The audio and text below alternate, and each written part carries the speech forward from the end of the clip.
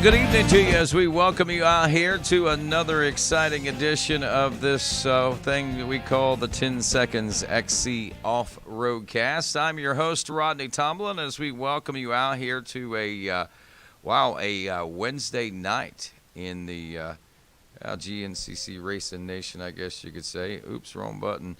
But welcome out, everybody. And, of course, I want to say thanks to our good friends at, Phoenix Racing and Phoenix Racing Honda, as they are a huge and monumental part of what's going on here, along with our good friends over at Teely Energy Racing here on the GNCC side of things. Also want to say thanks to Decker Training Facility.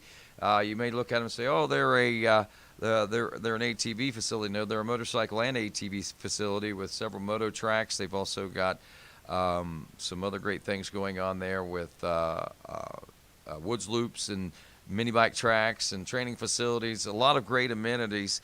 If you haven't checked them out, be sure to go to deckertrainingfacility.com. You can follow them on Instagram, follow them on Facebook. They've got a new special starting, I believe it's December through April 2021.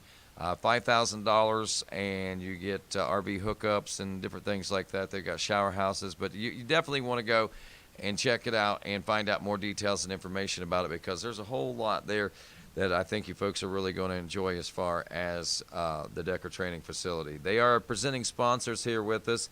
Also want to send a shout out to DP Brakes, Larry Mills and the folks over there. I want to say thanks to them. XC Parts Solutions, and also Amsoil. John Coffey, your independent Amsoil dealer. Be sure and get hooked up with him.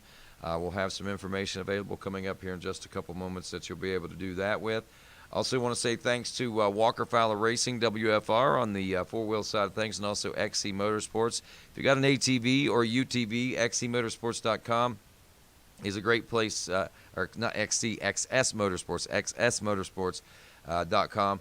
The best upgrades for your ATV and UTV, you want to be sure and check them out. I also want to take this opportunity to say thanks to our good friends at Spider Graphics. Austin Parks and the folks over there at Spider Graphics has done a phenomenal job on the new design of the 10 Seconds logo, and I haven't had a chance to really say a whole lot about that, and I definitely want to say thanks to him.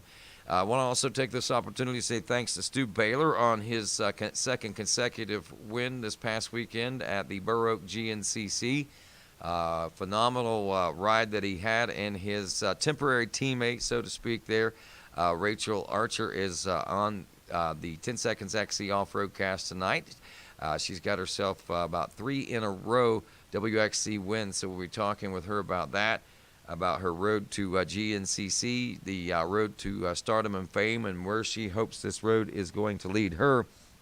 We'll talk to her in a few moments. Also, just want to remind folks, keep an eye out on GNCCRacing.com.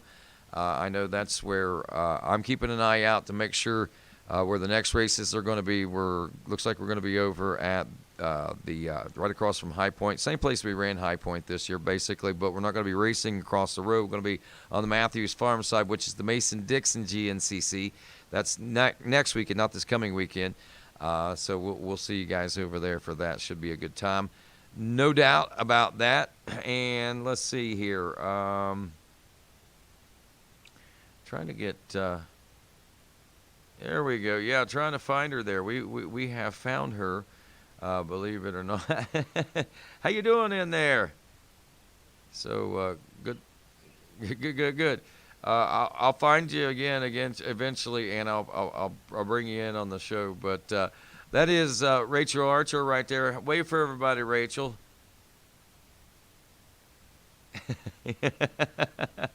All right, stick around. We're going to be back with Rachael, and of course, a whole lot of great things talking ATV, or excuse me, we just got done doing ATV stuff on the Quad Radio, talking two-wheel side of things on WXC, GNCC Racing. So stick around.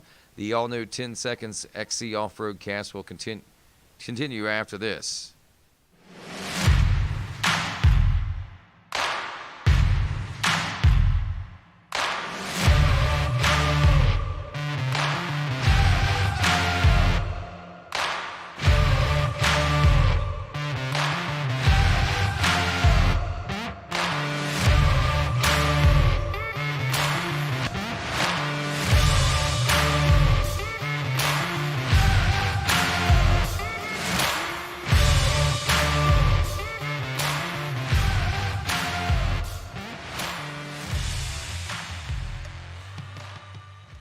XC Parts Solutions is now available trackside at all GNCCs. Open Friday, noon till 6, Saturday, 7:30 a.m. to 6 p.m., and Sunday, 10 a.m. to 3 p.m. XC Parts Solutions is a Moose Racing and Parts Unlimited dealer with a great inventory of Moose Racing products along with needed parts for bikes and quads. If you need raincoats, they got them. Umbrellas, they got them. Elephant ears for those mud races, they got them. Dry erase boards and markers, they have those too. Come by for a great deal on a great selection of Moose goggles and tear-offs used by a number of GNCC racers, located on Vendor Row next to the Moose Racing Transporter. XC Parts Solutions can take orders at the track and it can be shipped right to your house. Late need orders for in-stock products received before noon on Wednesdays can be picked up at the track. Email xcpartsolutions@gmail.com, on Instagram @xcparts, or give them a call at 931-854-1100 or 931-261-2004. And don't forget, all racers will receive rider support pricing from XC Parts Solutions.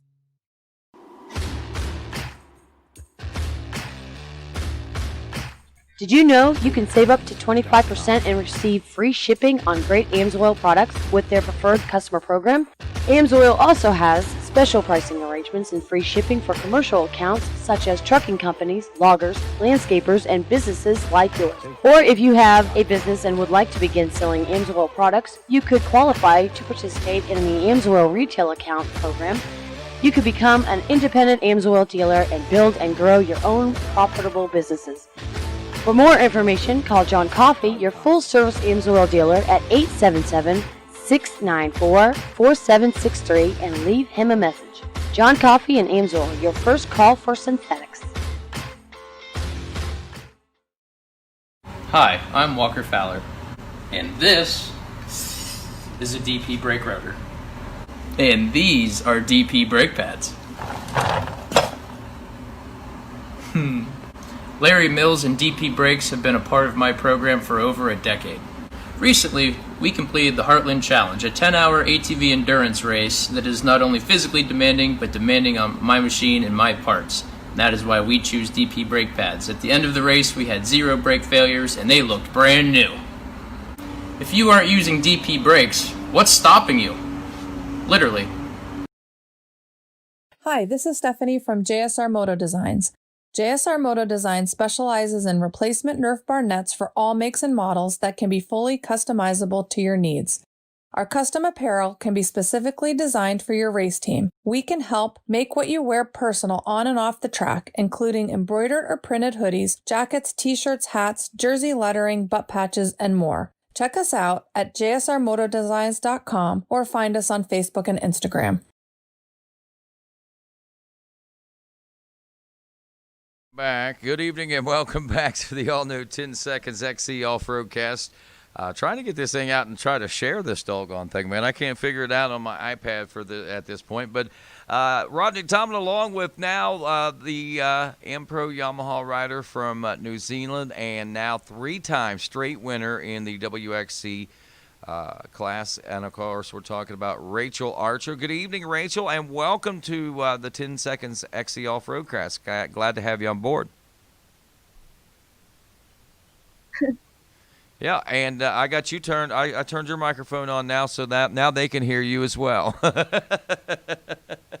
So that'll be good. Yeah, that will make it a lot better for usually interviews work out a little bit better. Now, last night, I don't know if you watched the American presidential debate. Did you happen to watch that by any chance? I watched a little bit, about half an hour, and then went to bed. That's all you could handle, wasn't it? It was like watching your 2 kid brothers argue or something, wasn't it? I couldn't get over Donald Trump's tan. A little darker, not so orange, right? He looked like an Oompa Loompa off the chocolate factory. Oompa Loompa. That's great. I noticed there was a big difference as well. But thankfully for you, I don't think you get, I hope you don't get caught up in the mess of all the politics and things like that, being from New Zealand and everything. So welcome, like we said, here to the show. And I guess I probably never have done it officially, but welcome to GNCC. You've been around here for a few years now. How long have you been racing GNCC, Rachael? Only a year and a half, or like this is my second year, so Really? yeah, not It too seems, long. I guess this whole Yeah. COVID thing makes it seem like it's been so much longer because I would swear you've been around. I for some reason was thinking this was your third season, but again, 2020 certainly has a lot to do with that. So, wow, in a year and a half, you've really come a long way. You came in, what I'm guessing, somewhere around John Penton last year, maybe? Yeah, so I started the season with AmPro at the start of the year last year and didn't get my first podium till Exeter. Till when, honey? I'm sorry, you cut out there for just a second. I got my first podium at X Factor last year. Oh, so was that podium? Was it a win podium or was it a just a podium? It was just the third place. Hey, you got to start someplace though, right? Yeah, it's That's a all. competitive class. Yeah, it really is. I wasn't taking anything away from you. I was just trying to clarify whether or not you'd gotten the win. So how long was it after X Factor that you were on the podium that you got your first win? I only just got my first win at high voltage this year. So Wow, so this whole win streak thing is I mean, once you started winning, you just keep on doing it, huh? yeah, something's clicked. It sure did. It sure did. Well, tell me the Rachael Archer story. I mean, how long have you been racing motorcycles? And we'll get to how you got here to GNCC in just a few moments. But, I mean, how does a young lady from New Zealand get into racing motorcycles? I mean, it doesn't seem like something that would, under normal circumstances, you think that would attract someone. I mean, I don't think that motorcycling would be that big. Maybe I'm wrong because, I mean, the folks that come from out of New Zealand are pretty fast. There's no doubt about that. Yeah, they've been tough in New Zealand.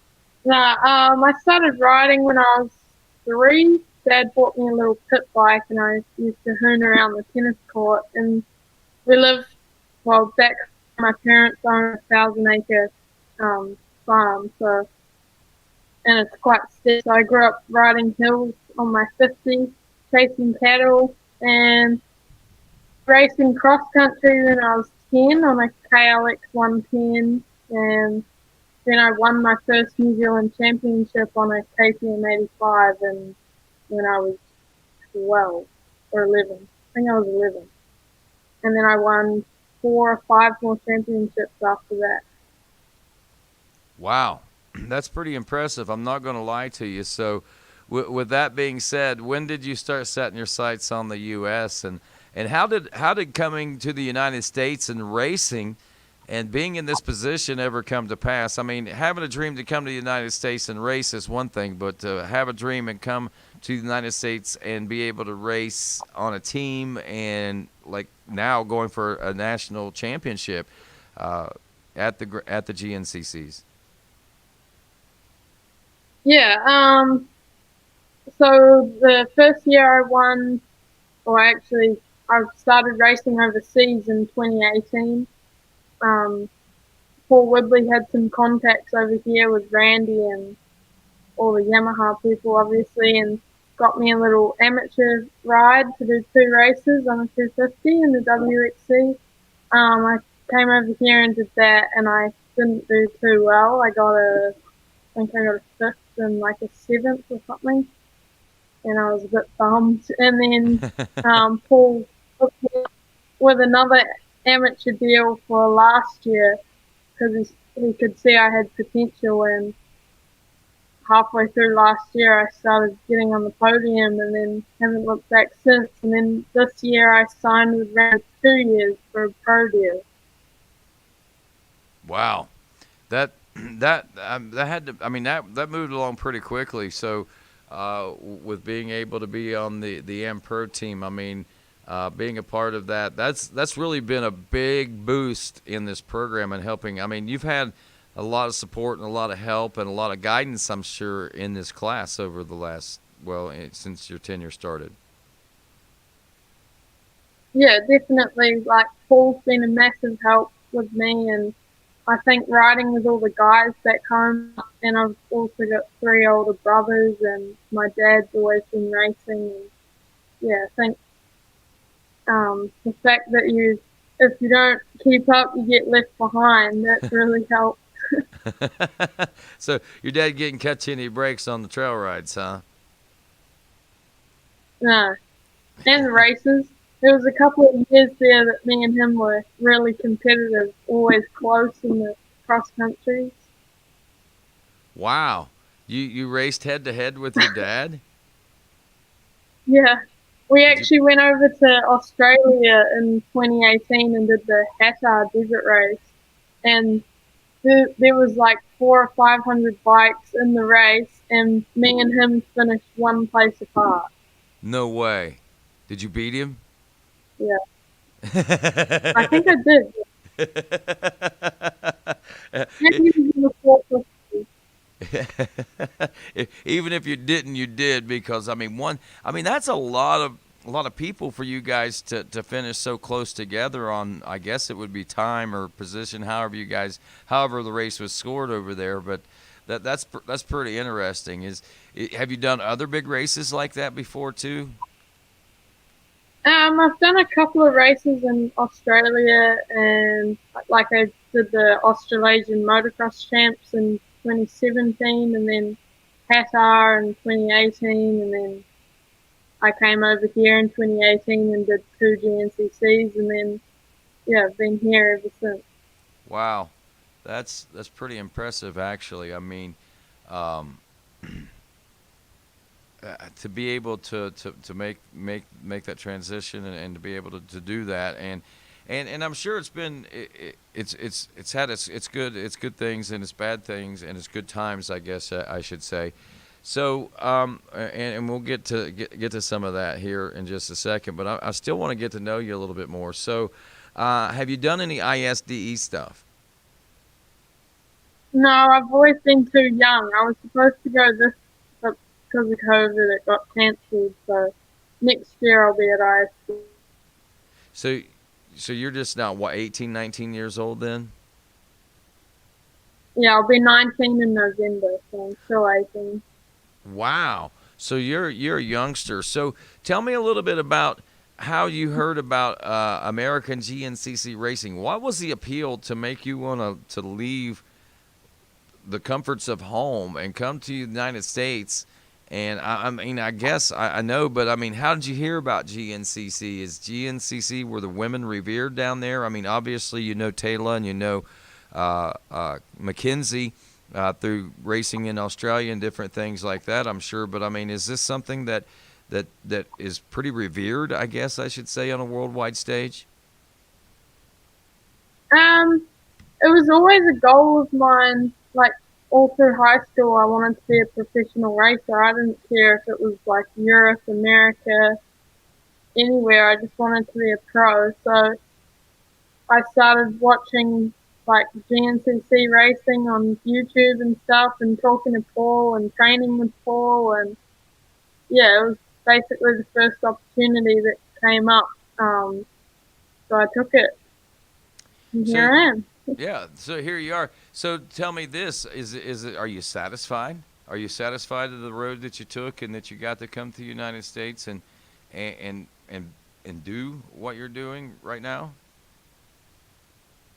Yeah, like obviously at the start, moving to a different country when you're 17 and stuff is pretty daunting and scary, but I've settled in now and I've made friends and stuff, and yeah, I love it. It's cool. The racing's awesome and it's always fun to win. Now tell me this: is the competition stiffer in the United States in the women's class or in Europe?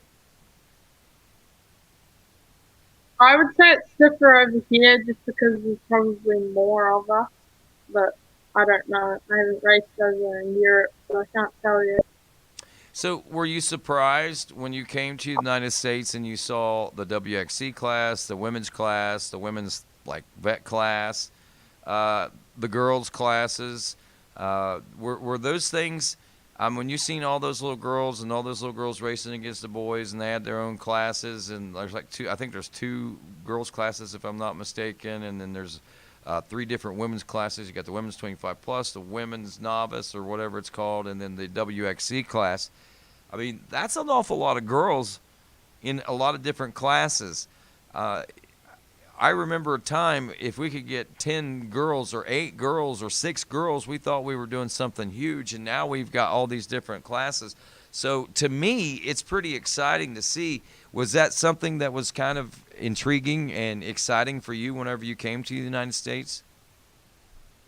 Yeah, like I've always been passionate about getting more girls on bikes, and it's like at the start of the year there was 117 girls in WXC, and that is like insane. That's so cool to see. Right. So, when you go home and you tell your friends about it, what do you say to them? Do you talk to your friends back home? Do you talk about the racing here in the United States? Yeah, it's hard to explain because racing over here is like, compared to back home, racing over here is on steroids. It's hard to explain, trying to get around with riders and yeah, just the amount of people in a race. Yeah, that's great. So racing on steroids, I guess it would be that. I mean, Becca Sheets and Taylor and Mackenzie and I mean that's just 3 that I'm naming off the top of my head, but those three girls aren't anything to sneeze at, man. I mean they were some stiff competition. I mean, to be able to be in the position that you're in right now, I mean, it's got to be pretty exciting for you. Oh yeah, I'm stoked. Like, it would be cool if the year could have happened a little bit earlier. I could have got a win earlier in the year, but it's just the way it's played out. It's going to be a nail-biting finisher for sure. It is. I was looking at the points. You've got 3 race wins, and here's the thing. With every race that you can click off and win in the coming future, I mean, your possibility, I ain't going to say likelihood, but there is a possibility looming that you could actually sneak in there and pull the proverbial rug out from under Rebecca's feet right now and take this championship away from her, because I mean, I'm not going to lie, I'd all but given her the championship, to be honest with you, up until we saw you coming in and doing what you're doing right now. Yeah, the last 3 races I've finished with like over a minute lead, so I feel pretty confident going into the last 3, and we'll just see what happens. I can't do anything else except race my race. Right. So what's been different? What changed at High Voltage that has been the obvious change since then? Well, High Voltage, I got a good start and then got into the lead pretty early, and because of the dust, I just managed to dust everyone out and led from start to finish, and I think it gave me a big confidence boost, and I've just been able to carry it through. Something clicked in my brain. That's good, and it feels good to win, right? It's like a drug, yeah, like a drug, so to speak. Yeah, at High Voltage, on the last lap, I got to like mile 8 and I started crying. I was so happy. Oh. And I had to tell them to pull it together so I didn't crash. Now, did you cry on the podium? No, just when I was riding. Well, you know, I can't think that I wouldn't probably cry myself if I was in your position, man. I mean, that has to be an overwhelming feeling, because I mean, people don't understand. I mean, it's not like you just come over here and go racing. I mean, there's a lot of dedication on your part. I mean, you know, you talked about riding with Paul Whibley. Obviously, he's got you on a good training program. He had you good and fast. But I mean, when you dedicated yourself to this idea and to this dream to come to the United States to be a professional women's off-road racer, there were a lot of changes that took place in your life. I mean, it went from living in the comfiness of mom and dad's place and you know, being a typical, I'm sure, New Zealand high school kid and New Zealand teenager to what life is now. And it's a far cry different, I'm sure, than what it was, say, 3 years ago. Yeah, I dropped out of school. I could have stayed at school another year, but I decided to drop out and go racing. Whoa! You dropped out? You didn't get like a secondary educational degree or anything? No, so I had enough credits, and I'd already passed like half of my last year. So okay, technically I didn't drop out. Yeah. I just want to clarify that for people because whatever. She's a high school dropout, and she's going to no. It's a little different in New Zealand than what it is here in the United States. I'm sure the educational system. So basically, rather than electing to further your educational career, you went ahead and decided to go ahead and go racing. I think that right there probably, because when you say dropped out, man, I mean she's a dropout. Yeah. It has some different connotation. You were what? I was at a private boarding school. Oh my! So I was boarding, and then I'd go home and race in the weekend and go back to school on Sunday night. Wow, that's pretty impressive. A boarding school girl, huh? So anyway, I'm sorry. I didn't mean to interrupt you with the dropping out of school, whole dropping out of school thing. So go ahead and finish your thought. I probably took you completely out of it, and I do apologize. But like we were talking about, the road is certainly been. Your life has changed a lot. I guess is probably what I'm saying. Yeah.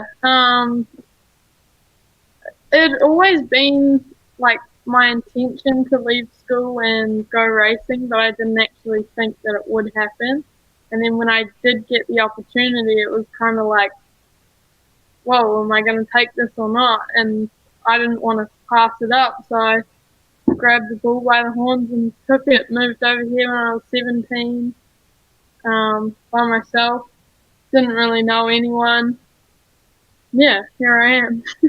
Wow, 17 years old. That's even more impressive than what I was thinking originally. I thought you would wait until you were 18 years old or so to do something like that. But wow, that is impressive. And I mean, it had to be kind of scary. Were you at all scared? I mean, was you thinking, what am I doing? Why would I do something like this? Yeah, but I was doing it for something that I loved, and like I quickly met people and made friends, and Ricky Russell was on the team here last year, so I did a lot of cycling and training and stuff with him, and he was really accommodating and welcoming. So it seems like everybody, I mean, you were welcomed with open arms. Were you expecting the reception that you got? I mean, were you expecting to be, basically treated like royalty, or were you like that's what you deserve and that's what you're gonna get?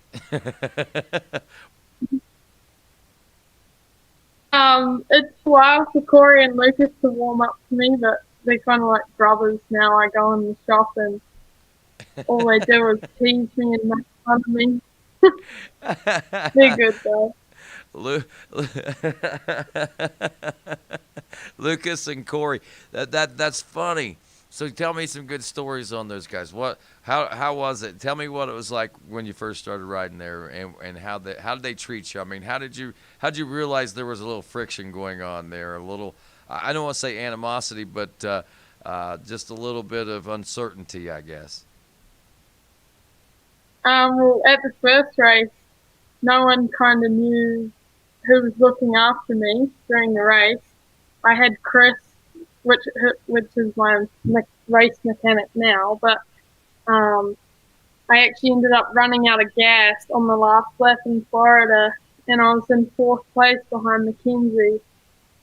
and I ran out of gas like 2 miles from the finish line. They hadn't worked out how much gas I was going to use in the race, and it ended up going over 2 hours. And yeah, I was a little bit pissed, but we're over that now. So did you give them the what for whenever the race was over? What the heck you guys doing letting me run out of gas? Well, I didn't really know them too well, so I didn't feel like I could, but I still bring it up now and then now.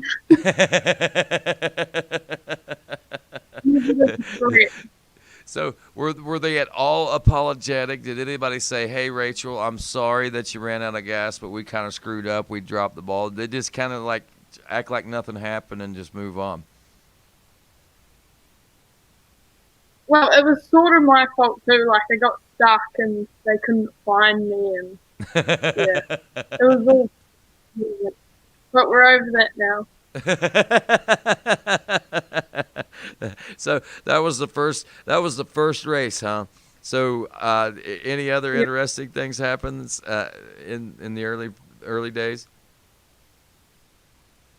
At Camp Coker, I crashed into a tree and got all caught up amongst the tree, and Corey was about probably a few hundred feet away, and he could hear me yelling and screaming at my bike, and he had to come and save me. Oh, awesome. Corey's a pretty remarkable fellow, man. There's no doubt about that. That's awesome. So sounds like you've had some pretty good times, and now you're starting to win races, and you're feeling confident and comfortable and confident. And I'm sure that you're thinking whenever you call back home or you FaceTime back home, mom and dad's like, yeah, we're happy. This is a good decision for you. Yeah, I've got a lot of support back home. Like, I've been on the news a couple of times now, and like, I've had so many more people message me and say well done, and yeah, there's a lot of people that are proud of me back home, which is pretty cool. Wow. And now that, right now mathematically, with 3 rounds of racing left, I'm not trying to jinx you or put too much pressure on you or anything like that, but it's exciting to think that it could happen. It could happen that if things worked in your favor, that you could be in the possibility. It's a stretch. You'd have to win out. You'd have to have some issues happen to Becca, at least one race, I would think. But all in all, like we said, the possibility looms there, huh? Yeah, like I said, I'm still the underdog at the moment. Yeah, coming into it, I still feel confident, but at the end of the day, if I don't win the championship, a second is still pretty awesome for my second year and being 18 years old. Yeah, that. I'm blown away. You're pretty mature, I think, for an 18-year. Do kids in New Zealand mature quicker or something? I don't know. Maybe I got given a special potion. Do you see what I'm talking about, though? American teenagers and New Zealand teenagers, do you see a correlation between the way they act at the same ages, or is it a little different? It would make sense. Yeah, no, I do know. Because I'll be honest with you, it seems to me like when I was a kid, the younger generation was a lot more mature at, like, say, in an 8th grade, 9th grade, than what I felt like I was. And then as I got older, I noticed that that 8th and 9th grade kids were not as mature as what I was. And now it just seems like 8th and 9th grade kids are just that, little kids, and 16 and 17-year-old kids are just that, kids. And not saying that you're not still a kid, you're a very young lady, but you seemed a little more mature and, I don't know, ready for something like this than probably what a lot of American kids. There's not a lot of American kids you could send halfway around the world and expect them to be successful, because they would be out doing crazy things and getting crazy. You seem to be holding everything on the line.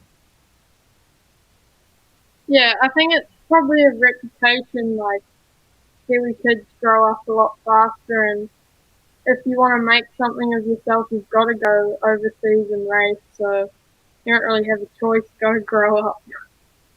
Yeah, you don't. Absolutely, you don't have a chance. So tell me, what's been your most challenging thing on or off the racetrack since you've come to the United States? Honestly, probably, like, meeting new people and making friends is pretty hard, because you come over here and everyone's got all their friend groups and you know everyone and stuff. But the I come accent, in and the nobody knows accent, me. the accent. Everybody you talk to, they've Yeah. got to be just like, oh, who are you? Where are you from? I mean, that has to be. I mean, that has to get people's attention, and people want to get to know you more, I would think. Yeah, it's amazing how many Americans don't know where New Zealand is or they've never heard of it before. Hey, I'll be honest with you. I'd never heard of it until Paul Webley came over. Yeah, just a little island in the bottom of the world. A little island in the bottom of the world, is that what you said? Now, where is it close to? Australia, Yeah. I guess? Yeah, Okay. it's about the same size as Japan. Oh, wow. That's interesting. And it's in the countryside. It's beautiful from pictures and stuff that I've seen over there. If you had to liken it to an area Oh of the yeah. United States, if you had to liken it to an area of the United States, what would you think it's similar to?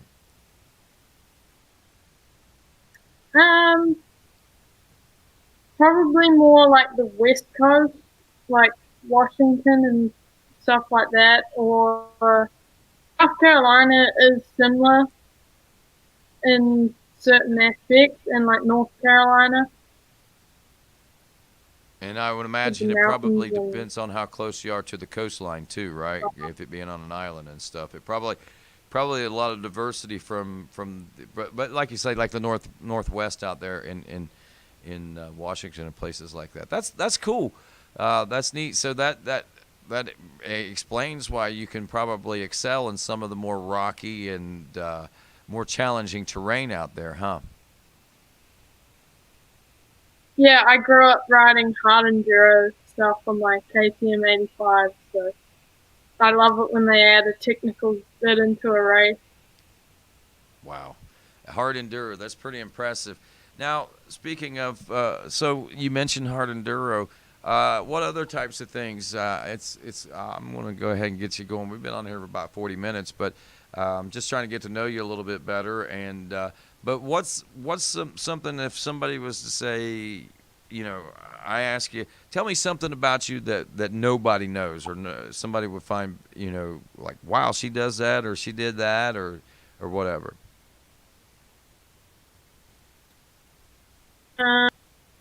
When I finish racing, I'll probably go farming.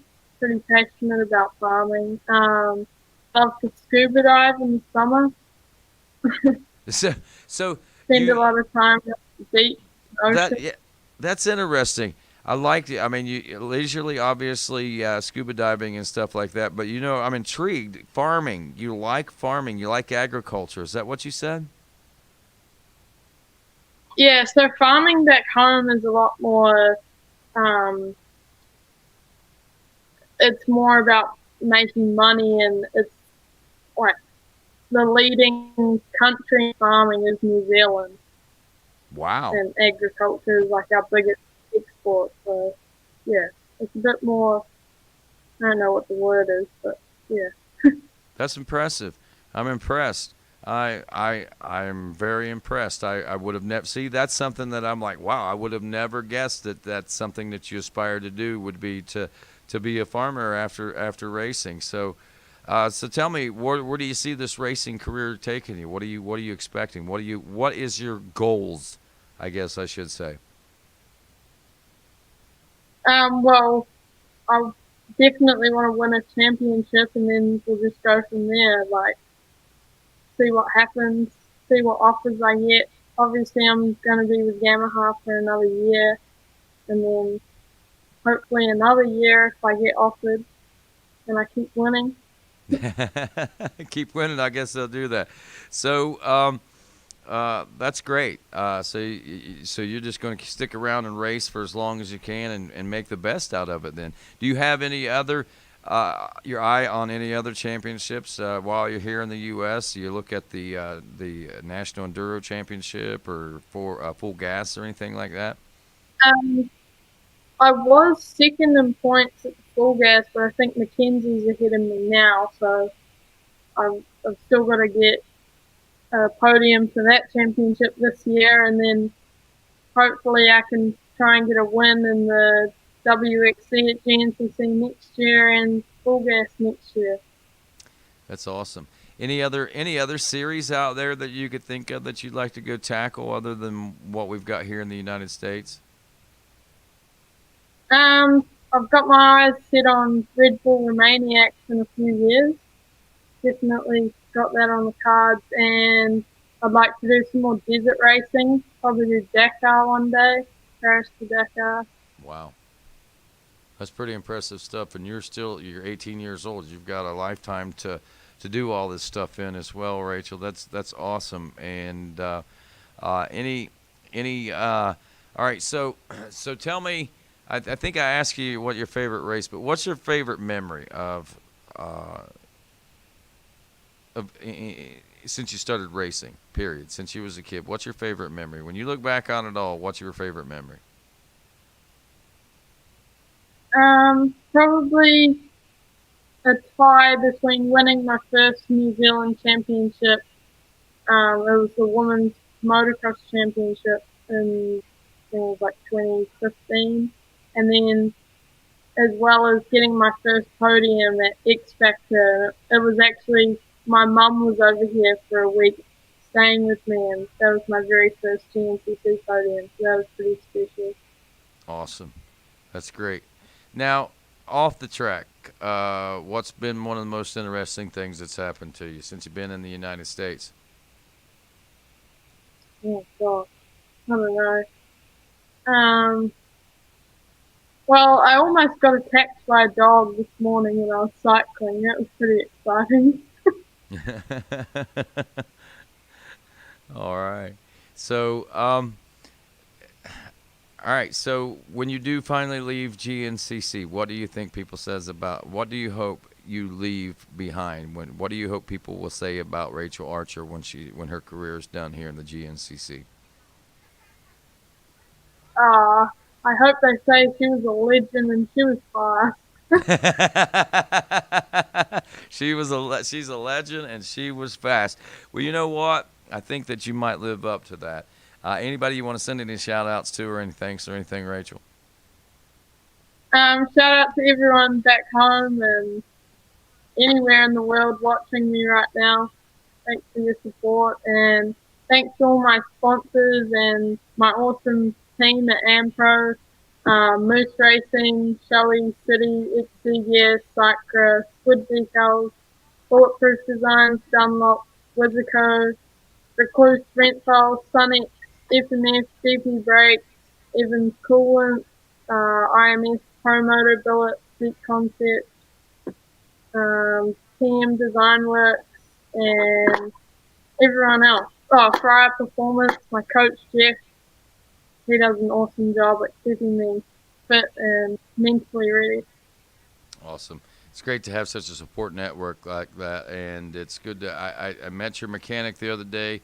It was awesome. I stopped by to talk to you there at the AmPro pits. So, congratulations to you on your third consecutive win. Good luck to you the rest of the season. I know Becca is probably fit to be tied right now.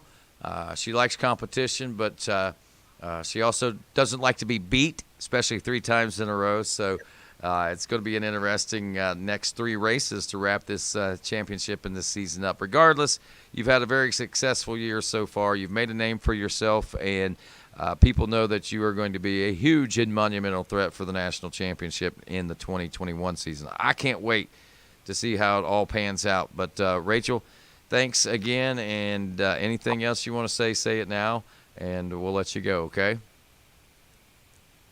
All right. Thanks, Rodney. Thank you, Rachel. That's Rachael Archer. I'm Rodney Tomlin. This is the all-new 10 Seconds XC Off-Road Cast. Thanks for joining us. Be sure to share, like, comment, and do all that stuff. Follow us and do all that crazy stuff on social media to make it all popular. Thank you very much. Have a great night, everybody.